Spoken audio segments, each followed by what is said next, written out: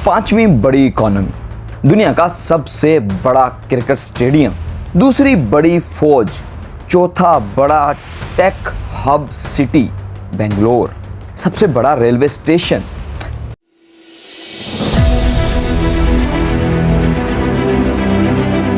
अगर असल ताकत की जिंदगी कैसी, जो पब्लिक अवाम है उसकी जिंदगी कैसी है इन द इंडिया। यह हकीकत है कि इंडिया दुनिया में बहुत प्रोग्रेसिवली चल रहा है, बड़े ममालिक को टक्कर दे रहा है, लीडिंग कंट्रीज में शामिल हो रहा है, दुनिया की सबसे बड़ी मंडी भी है। मगर इस मंडी यानी इस मुल्क की असल ताकत जो पब्लिक है, उनकी जिंदगियां कैसी हैं, ये तो मैं आपको बताऊंगा ही। मगर इससे पहले हम आपको लेकर चलते हैं दिल्ली, जो है इंडिया का दारुल हुकूमत। ये दिल्ली एक दिल्ली नहीं बल्कि दो दिल्ली है। पहला दिल्ली वो है जहां आप 1076 पर कॉल करते हैं और आपके घर एक शख्स आता है और आपकी हर जरूरत वो खुद आपके घर पर पूरी करता है। आपने डेथ सर्टिफिकेट बनवाना है, बर्थ सर्टिफिकेट बनवाना है, बिजली का कनेक्शन लेना है, पानी का कनेक्शन लेना है, ड्राइविंग लाइसेंस बनवाना है, हत्ता के फार्मेसी का लाइसेंस भी चाहिए अगर आपको, तो वो आपको आपकी दहलीज पर मिलेगा। जबकि दिल्ली शहर में बिजली फ्री, पानी फ्री और इसके अलावा और भी बहुत सी सहूलतें यहाँ पर दी गई हैं। मगर एक और दिल्ली, जो दूसरा दिल्ली है, वहाँ रहना तो दरकिनार, आप वहाँ जाना भी नहीं चाहेंगे, लेकिन हम आपको वहाँ जरूर लेकर चलते हैं।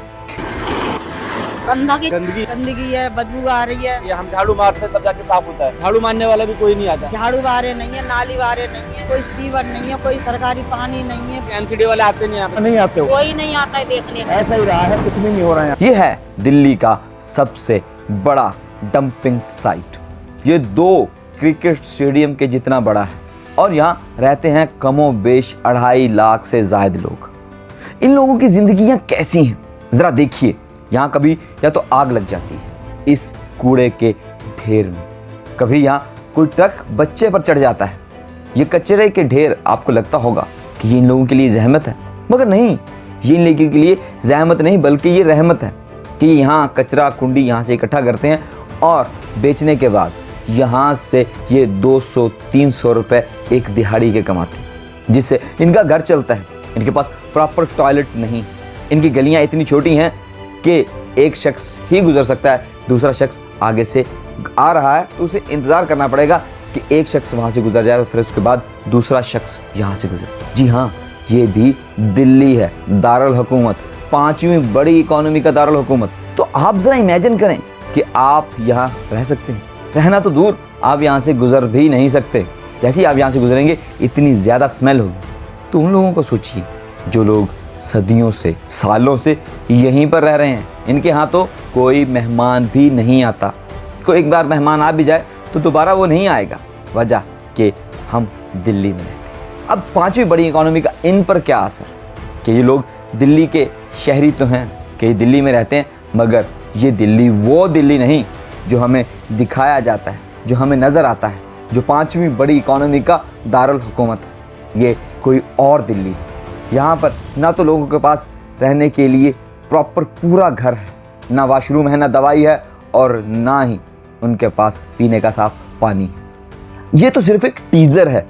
आपको नरेंद्र मोदी के घर लेके चलते हैं। रुकिए, नरेंद्र मोदी के घर जाने से पहले आपको लेके चलते हैं बॉलीवुड सिटी मुंबई। ये है मुंबई का दादर जंक्शन। ये सबसे बड़ा जंक्शन है। यहीं पर मेन ट्रेन्स यहीं से आती हैं, यहीं पर जाती हैं, यहीं से गुजरती हैं और यहाँ पर जो सहूलतें हैं वो तो बॉलीवुड की तरह की होनी चाहिए ना, कि जिस तरह बॉलीवुड में दिखाया जाता है, मगर ऐसा नहीं है। यहाँ पर तो ट्रेन पर सवार होना ही सबसे बड़ा चैलेंज है कि सबसे पहले सीट मिलना, सफ़र करना, मुकम्मल होना, वो सेकेंडरी चीज़ें। प्राइमरी चीज़ ये है कि आप ट्रेन आई और उसके ऊपर आप चढ़ जाएं। सिर्फ इतना ही नहीं, यहाँ पर कोई चढ़ते हुए किसी को चोट लग जाए, कोई गिर जाए या बल्कि कोई गिरकर मर जाए, इससे किसी को कोई फ़र्क नहीं पड़ता, क्योंकि पिछले तकरीबन 20 सालों में इसी ट्रेन हादसों में 51,000 से ज़ायद जानें जा चुकी हैं। इसके अलावा यहाँ बॉलीवुड सिटी में ऐसी सहूलतें तो होनी चाहिए कि लिफ्ट सही हो, एलिवेटर ठीक हो, मगर इस जंक्शन पर, इस बड़े स्टेशन पर ना तो एलिवेटर ठीक चलते, ना यहाँ पर लिफ्ट सही काम करती है और तो और यहाँ वॉशरूम भी नहीं। वॉशरूम है तो सही, मगर कोई वॉशरूम इस्तेमाल नहीं कर सकता। वॉशरूम तो दरकिनार, यहाँ पीने का साफ पानी भी नहीं, पानी भी ऐसा कि जिसमें से स्मेल आती है। कि लोग इसमें हाथ डालना भी मुनासिब नहीं समझते। ये इंडिया का दूसरा अहम तरीन शहर है जहां बॉलीवुड स्टार्स रहते हैं, जिनको ये इंडिया और भी दुनिया के लोग चाहते हैं। इन बॉलीवुड स्टार को यहाँ पर आम आदमी की ज़िंदगी ये है। तो इस बॉलीवुड सिटी में लोग ऐसी ज़िंदगी गुजारते हैं जो हर वक्त खतरे से भरी हुई है कि सुबह जाएंगे तो सही, क्या सही सलामत वापस भी आएंगे? तो फिर क्या फ़ायदा इतने बड़े टेक्निकल हब सिटी का कि जो अपने लोगों के लिए ऐसी टेक्नोलॉजी भी नहीं बना सका कि लोग इतनी आसानी से सफ़र कर सकें कि वो सही सलामत जाएं और सही सलामत वापस, और उनको यकीन हो कि वो जब जा रहे हैं तो वो वापस भी सही सलामत आएंगे। मगर ऐसा नहीं है। ये तो बात थी दो बड़े मेगा सिटीज़ की कुछ झलकियों की, मगर कई सालों के बाद होने वाले एक कुंभ के मेले के जो हालात आपने देखे कि वहाँ पर जो पाप धोने गए, जो लोग अपने पाप धोने गए, वो लोग वहाँ से इतनी बीमारियाँ लेकर आए कि वहाँ का पानी पीना तो दूर, नहाने के भी काबिल नहीं था। ये तो इंडियंस जो हिंदू हैं उनका सबसे बड़ा त्यौहार था जिसमें 5 करोड़ से ज़ायद लोगों ने शिरकत की। ये कुंभ का मेला शायद 12 से 15 साल के बाद लगाया जाता है। इस सबसे बड़े त्यौहार में ऐसी बीमारियों का फैलना कि अगर कोई इसमें गंगा में डुबकी लगाता है पाप धोने के लिए तो वो डायरिया और बुखार जैसी मुख्तलिफ किस्म की बीमारियाँ लेकर अपने घरों को जाता है। जबकि सरकार कहती है कि हमने इसमें एक फ्रेश पानी छोड़ा था जिससे ऐसी कोई बीमारी, ऐसा कोई संख्या पैदा नहीं हुआ था कि जिससे किसी को कोई बीमारी या कोई मसला हो सके। मगर ऐसा नहीं है। तो इनके मजहबी त्यौहार के अगर ये हालात हैं तो फिर आम हालात क्या होंगे? अल्लाह रहे। तो अब हम आपको लेके चलते हैं नरेंद्र मोदी, जो इंडिया के प्रधानमंत्री हैं, जो इसको ग्रेट अजीम इंडिया बनाने के ख्वाब देख रहे हैं। तो उनके घर चलते हैं। ये है साउथ दिल्ली, जो नरेंद्र मोदी के घर से सिर्फ 20 किलोमीटर दूर 40 मिनट की मुसाफत पर है। ज़रा यहाँ के लोगों के हालात देखिए कि ये भी दिल्ली में रहते हैं। हमने अभी तक किसी और चीज़ की बात नहीं की, सिर्फ बात की है तो सफाई सुथराई की कि ये इंडिया एक ग्रेट इंडिया बनने जा रहा है और 5वीं बड़ी इकॉनमी है, लेकिन सफाई सुथराई के हवाले से इतने ज़्यादा बुरे हालात। किसी दूसरे मुल्क की जिसकी इकॉनमी कमज़ोर हो, जिसमें बल्दिया सही ना हो, जिसमें लोगों को टैक्स देते हैं लेकिन उनका टैक्स सही जगह इस्तेमाल नहीं होता, उन लोगों का तो हो। मगर 5वीं बड़ी इकॉनमी, शायद ये सारी चीज़ें, 5वीं बड़ी इकॉनमी, दुनिया का सबसे बड़ा क्रिकेट स्टेडियम, हर चीज़, ये शायद चीज़ें सतही हैं, ऊपर की चीज़ें हैं। जो असल चीज़ है, जिसको आम पब्लिक को जिस चीज़ की सहूलतें, जो सहूलतें मिलनी चाहिए, वो शायद नहीं है। हमने आपको वो असल, वो बेसिक चीज़ें दिखाई जो आम पब्लिक को मिलनी चाहिए मगर नहीं मिल रही।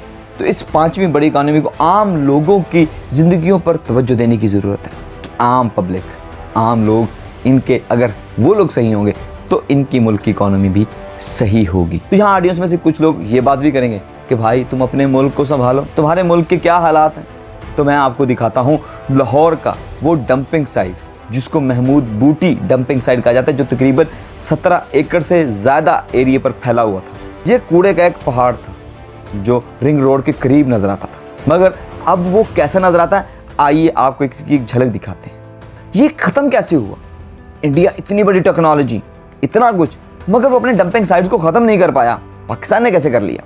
पाकिस्तान की इस हुकूमत ने इसके ऊपर बहुत ज़्यादा खर्च होता था, पैसा खर्च होना था, लेकिन इन्होंने एक फॉरेन कंट्री के साथ, एक दूसरी प्राइवेट कंपनी के साथ एक कॉन्ट्रैक्ट किया जिसने ये सारा काम किया।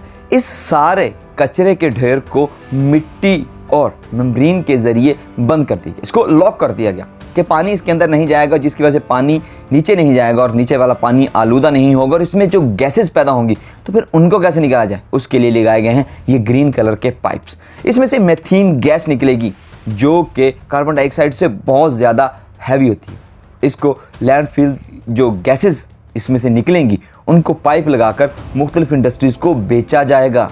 इस जगह से 1 टन कार्बन निकलेगी तो उसके बदले में 1 कार्बन क्रेडिट मिलेगा, जो कि तकरीबन $5 से $50 का मार्केट में सेल होता है। मतलब कि जो लोग कार्बन को ख़त्म करने की कोशिश कर रहे हैं उनको कार्बन क्रेडिट दिए जाते हैं। अब इस कंपनी के साथ भी यही कॉन्ट्रैक्ट है कि इसमें से जितनी कार्बन निकलेगी उतनी उनको कार्बन क्रेडिट मिलेंगे और वो कार्बन क्रेडिट मार्केट में सेल आउट करके अपना प्रॉफिट कमाएंगे। और मुमकिन है कि पाकिस्तान में इसके कार्बन क्रेडिट की कीमत 20 से $50 के दरमियान में होगी, जिससे ये डंपिंग साइट भी ख़त्म होगी और यहाँ पर बनेगा एक अर्बन फॉरेस्ट और साथ में सोलर पार्क जो कि 5 मेगावाट बिजली पैदा करके देगा। दोनों तरफ फ़ायदा ही फ़ायदा। तो इंडिया में ऐसा कुछ क्यों नहीं किया जाता कि इस डंपिंग फील्ड को बंद कर दिया जाए, इसको ऐसे ही मेम्ब्रेन लगाकर, मिट्टी लगाकर बंद कर दिया जाए और इसमें से इतनी ज़्यादा गैस निकल सकती जो इंडिया को बहुत फ़ायदा दे सकती है। और हाँ, दूसरी चीज़ कि ऑडियंस अगर पूछते हैं कि आप अपने मुल्क को संभालो, तो मेरे दोस्त, ये पाकिस्तान में भी जिस तरह इंडिया में ट्रू डेमोक्रेसी है ना, पाकिस्तान में भी ऐसी ही ट्रू डेमोक्रेसी होती तो शायद पाकिस्तान आज दूसरी बड़ी इकॉनमी होता और पाकिस्तान का हर शहरी बिलियनियर होता। मगर अफसोस, अफसोस, सद अफसोस कि पाकिस्तान में कभी डेमोक्रेसी आई ही नहीं। यहाँ पर लोगों को सिलेक्ट किया जाता है, लोग सिलेक्ट होते हैं और फिर अपनी मर्ज़ी के फ़ैसले होते हैं। जब अपनी मर्ज़ी की हुकूमत तो अपनी मर्ज़ी के फ़ैसले। काश पाकिस्तान में डेमोक्रेसी होती। ये शायद उम्मीद करते हैं कि आने वाले वक्त में डेमोक्रेसी पाकिस्तान में आए, उसी को वोट जाए, उसी को हुकूमत मिले जिसको पब्लिक वोट करती है। तो ये उम्मीद भी करते हैं कि इमरान खान साहब जिस तरह से फाइट कर रहे हैं वो पाकिस्तान में ट्रू डेमोक्रेसी ज़रूर ले आएंगे। तो इस वीडियो को लाइक, चैनल को सब्सक्राइब और वीडियो को दूसरों के साथ शेयर करना मत भूलिएगा। शुक्रिया।